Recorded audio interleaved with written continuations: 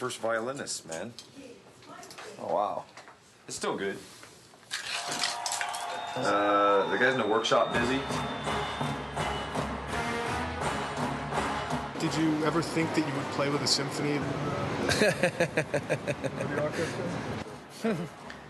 No, I never thought that we'd be playing with a symphony ever. It's not something that ever really entered my mind, like a dream type of thing. I think purists would argue that am I playing classical music? I'm playing with classical music.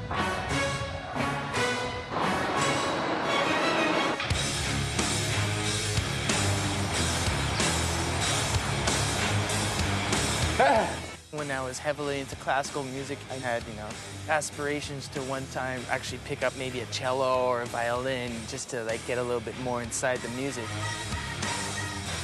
I wouldn't say that I was completely ignorant to classical music, but I wouldn't say that it was knocking on the back door of my Deep Purple records. I mean, I've entertained ideas certainly of mixing and crossbreeding every possible instrument and players and turntablists and whole horn sections, but not ever a full, even more than a couple cellos.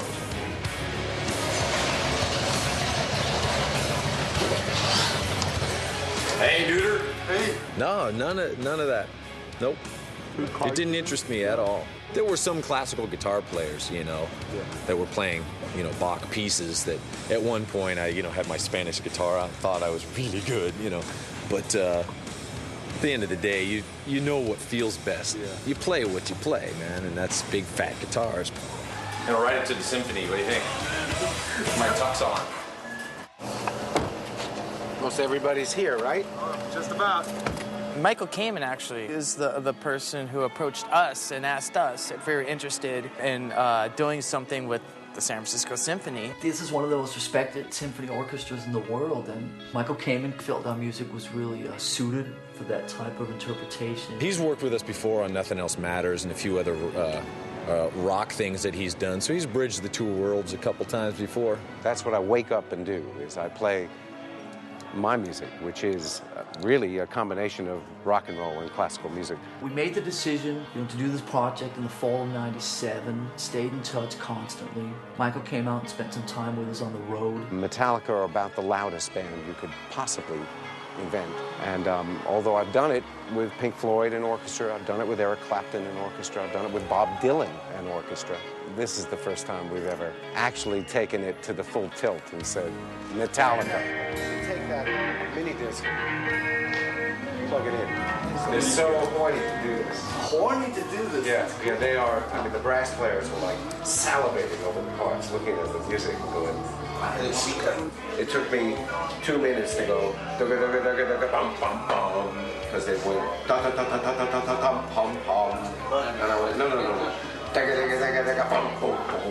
Oh, and they played it exactly. I wasn't sure what to expect. I kind of thought it was going to be where he just, deciphers the Metallica music and kind of the rigidity of the riffs and the 4/4, 8/4, all these things, and kind of just enhance those parts and go along with us, and I didn't know how else to hear it. At the end of the rehearsal, the orchestra stood up and went, and then all the orchestra personnel, the honchos who run them, came to and said, they never did that.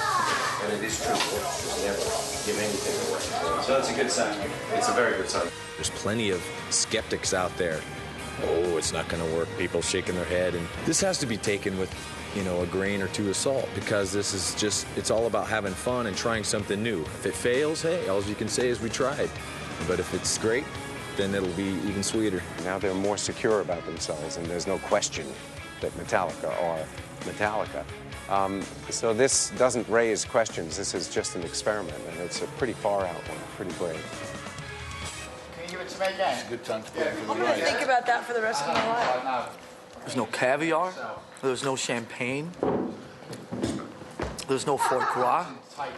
No? I think underpaid. So now you should probably hear it. Where's the record button?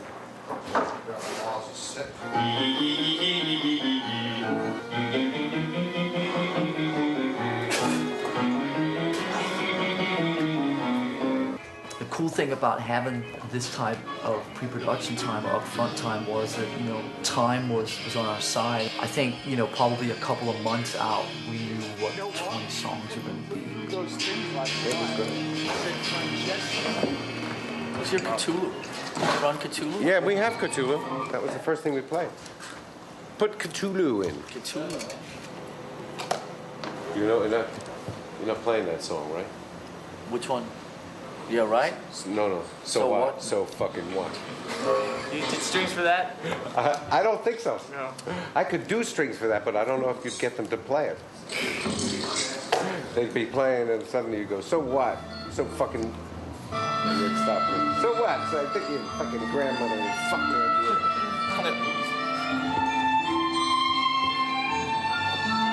And Michael came in with the mini disc and recorded the live performance of 50 pieces of the orchestra the first time that they'd seen any paper.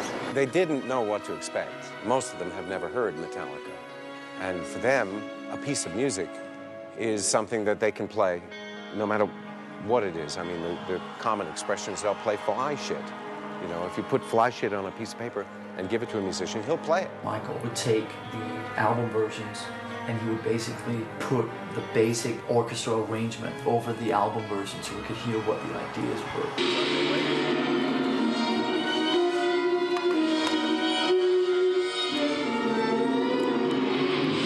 Titanic?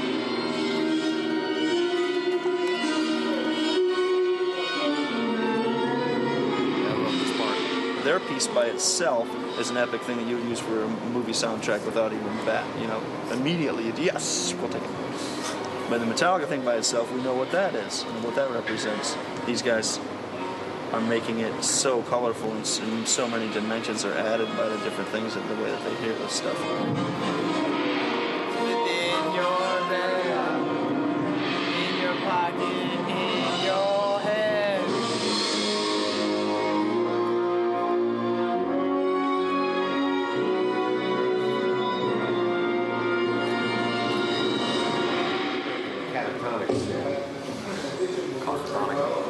Wow.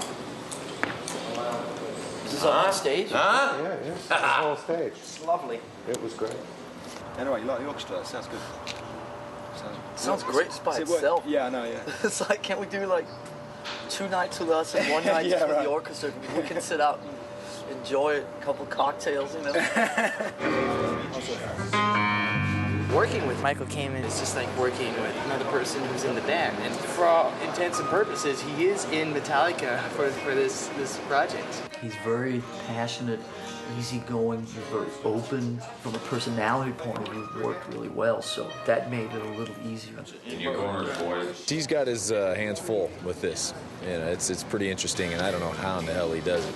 He's up there, you know, making little things in the air. All I know is when he makes the pentagram, that's when I come in. Yeah.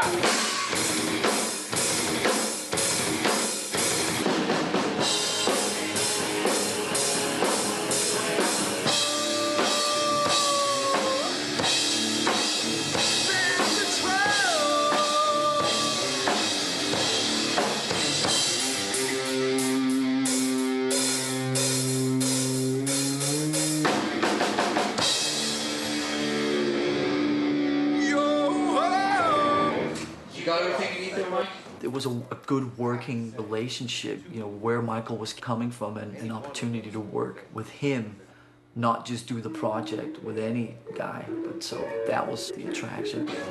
Should we carry on?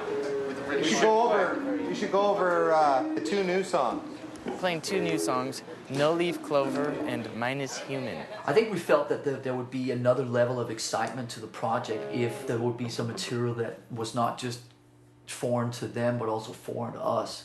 These are 2 songs that Lars and James got together a couple weeks ago. Me and James met up at the very tail end of March, and we basically wrote 2 songs, like, really quickly. They're kind of a little wobbly here and there, and Clover. Okay, Roll me over in the clover. No Leaf Clover, that's been sitting around on tape for 2 years or more. It has a certain melancholy and dementia at the same time because of the way the tone that James chooses and the way the dynamic each time it comes around. But really psycho, kind of a little bit not right, at the same time being kind of get you a little bit, you know, touching.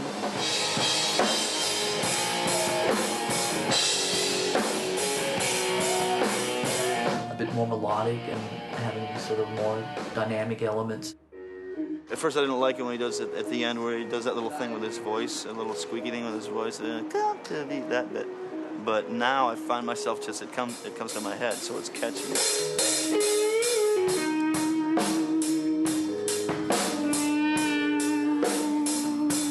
It wasn't written for the orchestra, but I think it's the best one that will lend itself to, you know, have them add at least a new dimension to it.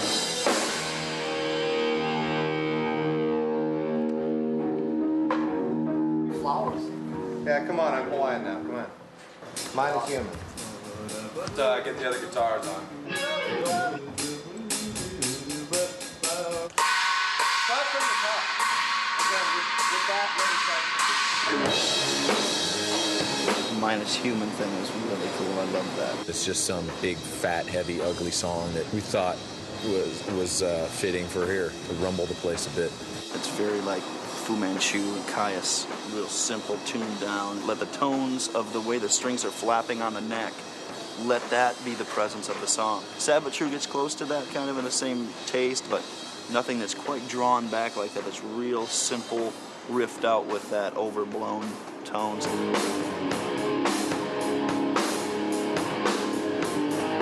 A little wobbly here and there, you know, a lot of the parts aren't particularly finalized.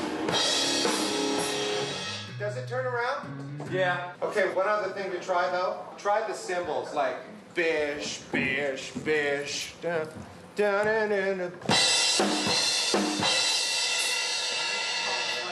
a different feel. I mean, I could do it once in a while or something. I think what we all feel is that it's like a flat piece of cardboard. There's nothing happening. There's not a lot of vocals. The riffs are not, you know, very frantic. There's just nothing dynamically happening. I like the way the drums sit back and don't accentuate every guitar hit. That's what I think makes the riff stand out. It's just unlike anything we've ever done. This is maybe if we do the riff twice, do it at the top of the second time. We really didn't know these songs very well, and so there was an experimental or sort of almost sort of fumbling your way blindfolded through these songs, which is not a bad thing. You know, can really bring out great energy.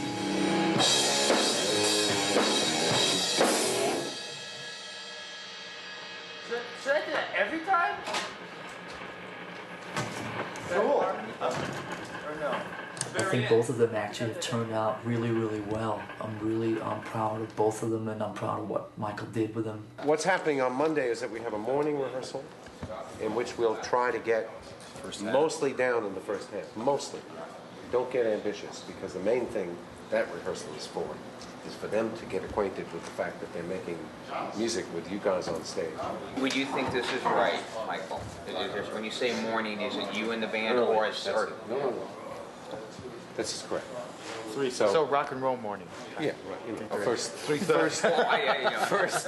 It'll be light. It'll look like morning, isn't it? I mean, I've never been there. but you're more used to playing in much bigger places.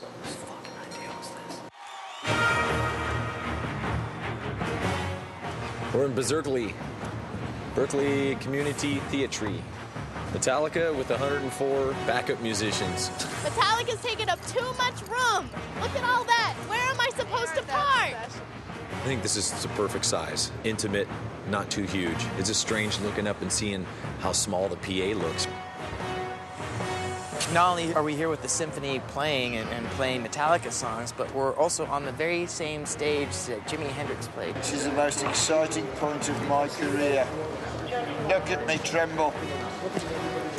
That was the first day of full-on rehearsals with them. Definitely exciting, unknown, a little intimidating. Just in sheer numbers, you know, there's like 100 plus of them and 4 of us, you know what I mean? After hearing the first bit of it, like half of the orchestra playing the music has put a whole new light on everything. And before I wasn't quite sure what was going to happen. I was telling everybody, I don't know if it's going to be good, but you can come and watch it anyway. You know, it's going to be interesting. But now I got a feeling it's going to be really fucking incredible. So as long as everybody's able to count their 2s and 4s, everything should be fine. This is going to be interesting. This is me and my tux right here. Whenever you're out of your element, it's a great thing because it's fun and you're vulnerable and you feel naked. Well, we don't know what the effect is yet. I am confident that it'll be great, but I don't know how great, and I don't know if that opinion will be shared by everybody in the hall. I think that I'm not going to be able to see Lars, though, if Michael is there, so I'm just going to have to be switched a little bit. I don't mind standing there. I think it's reasonable. I don't mind standing here. I don't want to stand here. I need to shift, though, a little bit. So are you going to go? Let's make whatever shift we individually feel. You need to shift where? I need to kind of come over this way. Play right back here when they're all giving it rock on, right? Right. That's in great. amongst the oboes and bassoons. All right. Yeah? I'll be in the string section with my woodwind. own 6 strings. Woodwind. Woodwind. I think we have so many different angles, JB, that it's more important that we are, like you said at the beginning, that we're comfortable where we're sitting and that we can make the music, and then you capture the performance. This is an excellent idea, though. Just make sure the musicians all around me know that I'm going to come up, so that, you know, when they see me coming toward them, they don't freak out like, you know, they hit a bad note. Not like, you know, I hit a bad notes. Ever. What time do we start with the symphony? 3:30 with the symphony. They're supposed to start arriving at 2:45 to get themselves tuned up here. Right away with the symphony, it seemed like there was a good rapport with everybody. The second violinist tried to steal my sandwich earlier. She was eyeballing it. A few of the guys the cats that really look like they belong in the symphony, a few of those guys, I'm not sure if they'll really give us not one or the other. It's like, I'm here, I'm making my wage, and I'm doing my thing. The harp player back there's got some big guns on him and tattooed, kind of ironic. I tried to, like, right away, go talk to the bass players immediately and do this thing and say, all right, unite. They were all way cool. I'm not supposed to talk to them. They're union. As we got further and further into that, started having polite conversation and, you know, just, it definitely very, very quickly became very comfortable. What's your name? Eugene Isaac. I'm Lars. I know who you're.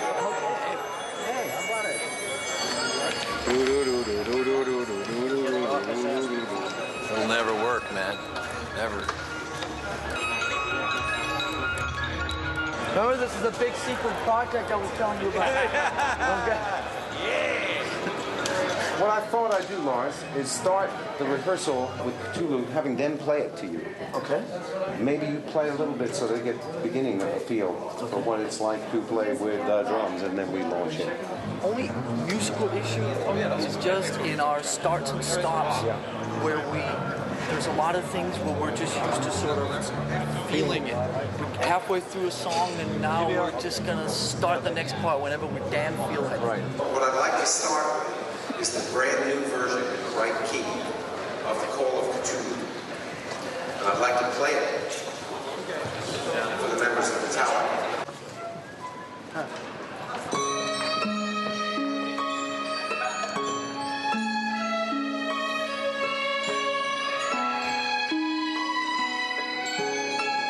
They usually don't play music that is composed by people that are still alive. This time they're playing music that is composed by people that are very alive and right there in their face at the same time. There are 2 bits of music called Call of Cthulhu. One of them is a half tone lower than the other. That's the only one we are interested in. Somebody is playing from the old music. 1 half tone apart from everybody in the world. That's pretty good ear. That's pretty good ear. Hear one guy that's a half a tone out of 100. They really do read their music, but I think Michael Kamen has really told them, you've got to listen. You've got to listen to outside things now. I think they expected big whole notes and to be playing like... And instead, they're working as hard as Metallica. I can't hear too much of them in my ear monitors, but I know when the floor starts rumbling, something good's happening.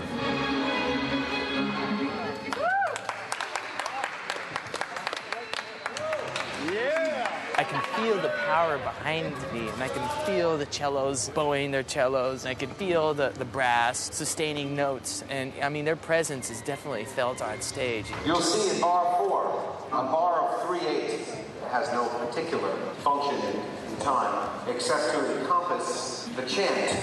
Give me fuel, give me 5, give me... 5. Give me 5! 5. It sounds like this. Give me fuel, give me 5! He's gonna count me in. Kirk will play something. After he's finished playing it, I will bring you in on bar 1 of fuel. Michael came and he's basically the metronome. I have to be counted into certain parts because everyone's in, time signature.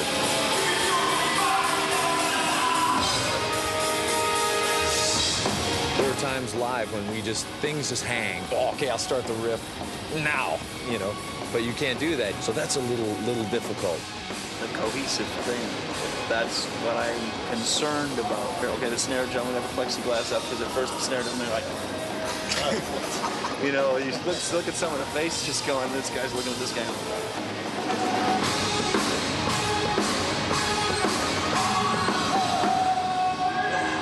These people are so advanced. They'll rise to the occasion. Is it break already? 15-minute break, I guess. Is it a break? I'm joining that union. Every time there's a break, they disappear somewhere, and we're just left to our own. They're just on a roll, and they gotta take a break, man. I think the back wall is amazing. It's a bit fucking hippie trippy.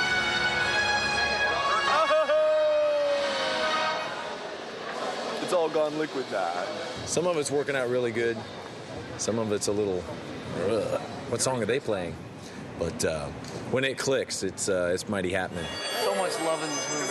Some journeys you undertake and you don't really know where you're going to end up. Sometimes when we start a record, I know what it's going to look like and feel like and sound like before we start. This was a little more, this could sort of go in a lot of different directions, and I felt that at least I was very open to wherever the ride would take me.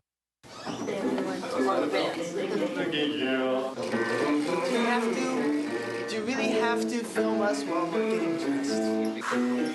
It's like my boys are getting ready for the prom. I'm so excited. As far as being in a band at high school, it was, the garage band. I was jamming on Ben Lizzie and cover songs. Or better, glue it down. Getting dressed up, man. Wearing a jacket? Holy shit. Fuck that. I was not into wearing any uniforms or showing up to anything on time, like a rehearsal or anything.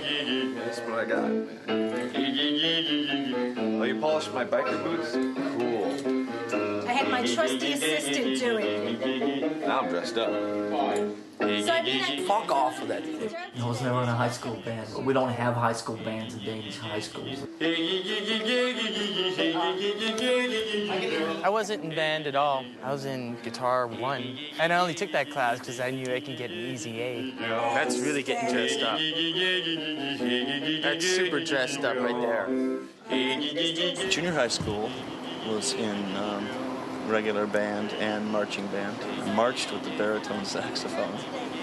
And I was about 80 pounds soaking wet. The instrument was as big as me and still had to have the full uniform with the tassel deal and all that with that freaking boom. As far as what we're going to dress now, I mean, since we're just going to run that through and then go into the dress rehearsal, I guess it's up to you on how you want to dress. There's going to be a break before the dress rehearsal. Well, yeah, they take their breaks. So, I mean, that would probably be a good natural place to have them break before, and then come back fresh from the break right into the dress rehearsal. The school was hip enough to have like a little jazz ensemble, and the one guy played electric bass, Tom something. And when I met him, I had already had bass, at home, but I just went and stuff on it. I had no idea. And this guy was like playing notes and doing this stuff with the band. I'm like, wow, man, this is really cool. Because there's room for me to get in front of the basses, like right here. And I could get with you guys.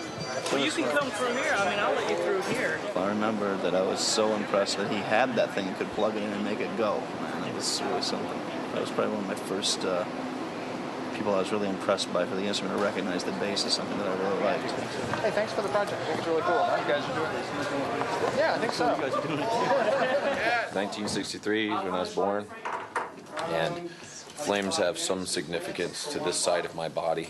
A reminder that, you know, you are alive and stay alive. Wasn't there a movie? Staying alive, staying. Turn it around. I can't see. Can't see. Monocular. Now's the time to fart. No, don't do it.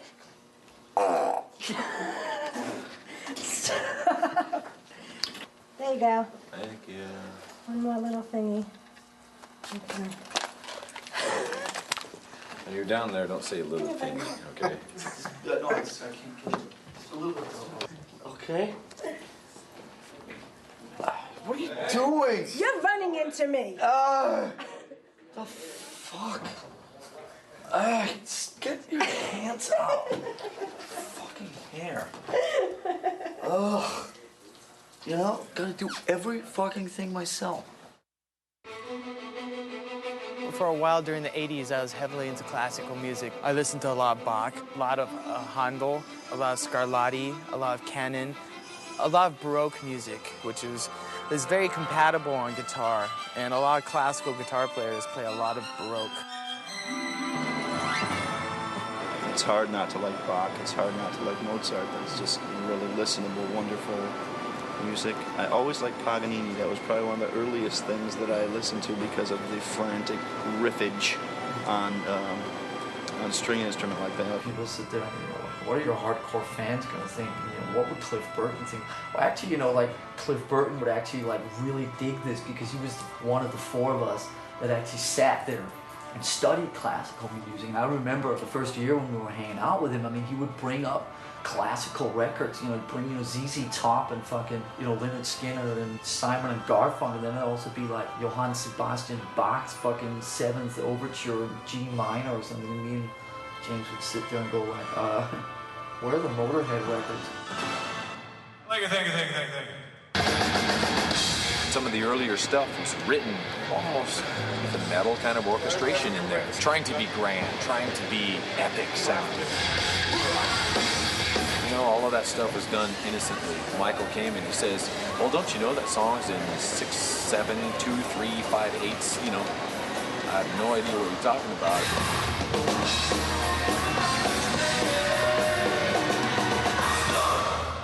He said, that's amazing stuff, and the orchestra is just, wow, how did they write that? And there's no thought put into it. It's just pure innocence, and we put it down, and we thought, wow, let's just chop something out here and make it shorter just to freak people out. It was definitely something that Cliff brought into the Wanks, and in terms of some of the melodic aspects of you know, the Ride the Lightning and the Puppets albums and so on, definitely came from him.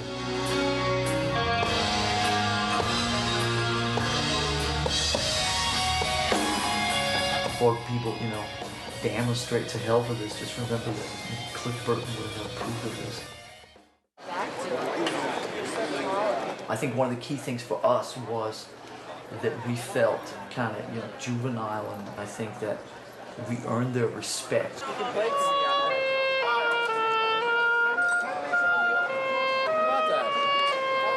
Name that tune. In League with Satan Venom, isn't it? No? I think that as soon as we had played a couple run-throughs of some of his first songs, I think they realized and we felt that it was pretty cool and that we were kind of sort of on even keel in a way, and that there was the same amount of respect coming from them to us as there was the other way. James, can my friends get your picture with you? Hell yeah, man. Come on. Here, you want to get in the shot with them? Oh, sure. Here we go.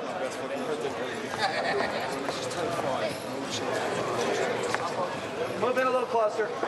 There you go. Thanks. All right. Thanks a lot. All right, man. Yeah, it's cool. Okay, Thanks a lot. Yeah, no problem. That was a shitty dress rehearsal. Well, it's good to know what could happen. Yeah. And So if I'm something, very something like that in Bleeding Me happens, what do we do? Let's discuss it. Let's have a little bit of a post meeting about logistics. We should take the time now and discuss each beginning and each ending or each middle bit that could fuck up. At one point or another, we played everything perfectly. We just know there are a couple of train wrecks. You're really dealing with a Metallica song, and then within the symphony orchestra, you're dealing with sort of like 2 or 3 different musical elements in terms of counter melodies and bits going on. So if you take it as one lump pile of music or whatever, that there's just a lot of shit there. Kurt, Is James? so what we've done with the set list? You got it. 1, da-la-da-la-da. No power chord. Got it. Then straight into battery, into Sandman. Into Sandman. And the belt fight. Okay, and then what? Walk up. No battery intro, no battery? That's the encore. So at the moment, Sandman is back in this. A couple hours before the show, very mellow. People that are able to witness this thing live, it's one of those things that you're always going to say, I was there. Going to the show tonight, man. Be kicking. Symphony. The door's going to be opened up now at 6:30. Shows at 8. Get here early. You don't want to miss out. Hey, it's Rock 92 KSJO.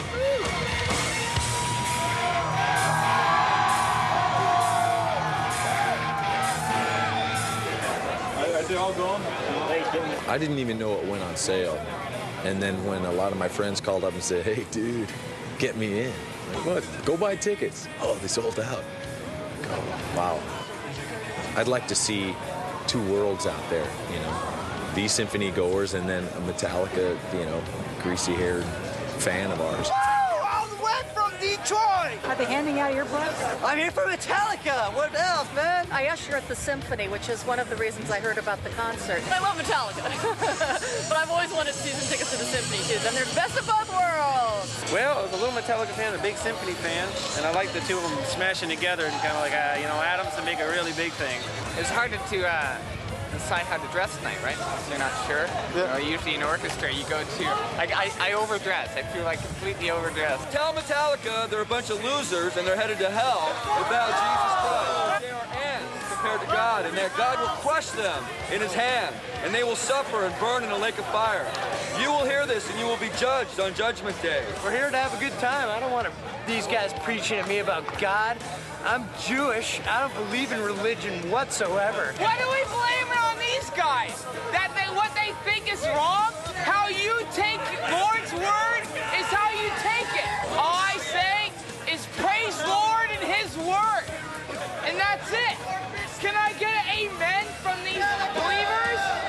Thank you. Hell yeah, I'll take that hell yeah, dude. I'll take that hell yeah, dude. Jesus, I'm drinking fucking Steinlager, baby. Bonding with Metallica.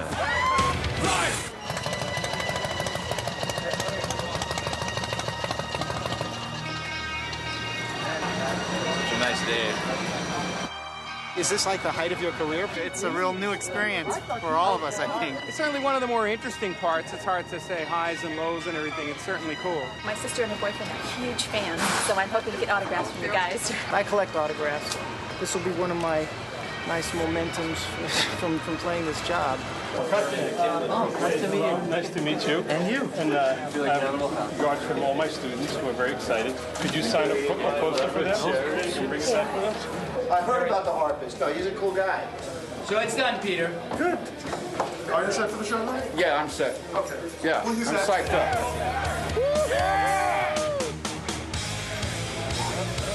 The Metallica shirts and regular core Metallica people, there'll be a couple hundred of them in here, right? But they will be the voices that overpower the other thousands, and it will be infectious. There's no question about it. And once they start doing the and there's 5 dentists, you know, next to them or whatever, like that, and they see this kid doing that thing, and they're like, I'm feeling it. Hey, you know, and it'll come. You'll see, man. We'll see how the audience behaves. Got your ears on? Our crowd really doesn't take too well to seated performances. Gonna be like the who's who of Metallica fans. You know what I mean? Positions. Let's move up this time. the whole spectacle of energy and people and confusion and communication and so on, I mean, certainly brought out in us the most intense 2.5 hours on stage we ever had. You got to be nervous, man. There's always a great energy you get from that.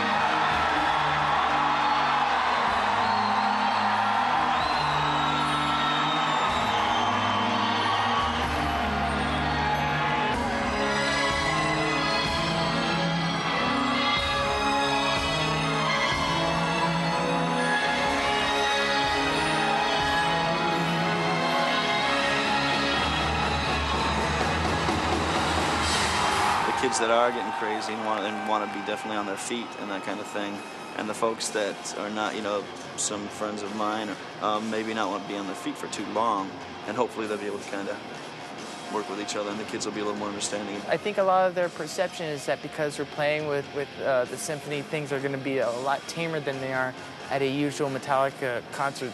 But I say, bring them on. I might accidentally, on purpose, push Jason into the crowd just to see what happens.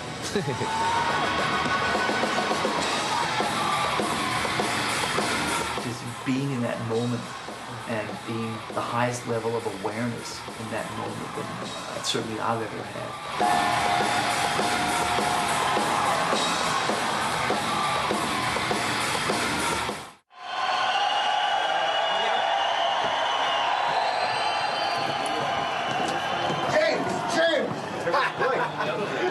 Yeah! Rock and roll!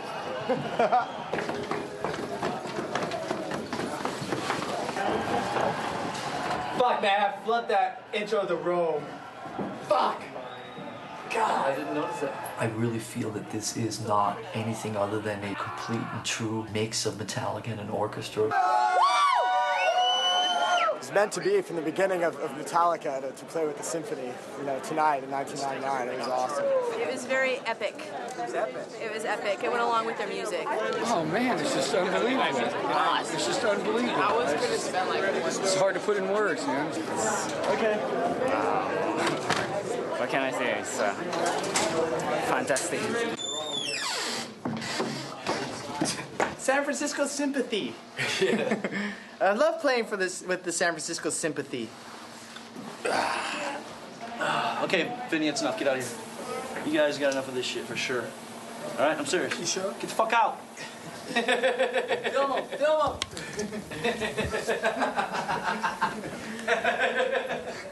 Somebody got a camera, Joyce? Hey, Brendan, can you hold on to this for me?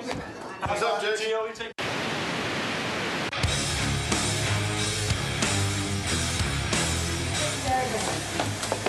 Yeah. I got one at least. Okay.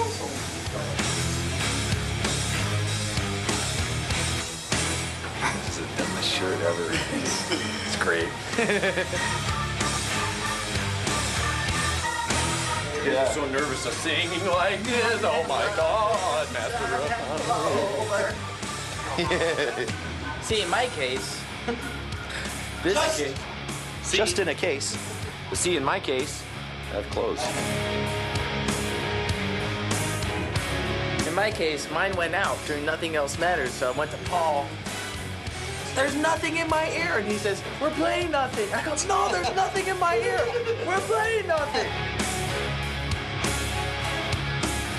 He's really blocked out all the sound. Hey, I think I got it in now. Huh? What'd you say? I got it in finally. How's it look? We're not done. Where are you going? These ear monitors make it so you can hear everything. We did that bit. He wasn't here. Having a good time? I love being with you. Fucking suck me off while we're at it.